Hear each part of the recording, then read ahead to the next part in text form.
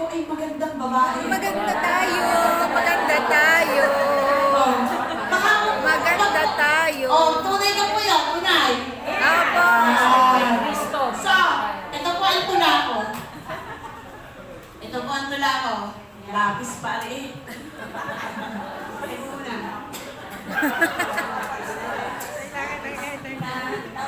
Sabi doon, saan ba nasusukat itong ating ganda? Sa ganda ba ng suot o ikaw ay mistisa? Sa mga alas ba o kinang ng mata? O magandang buhok, katawang Coca-Cola? Hindi po yung instant. Ayon sa Biblia, ito ang basehan. Tunay na maganda sa puso ay tingnan.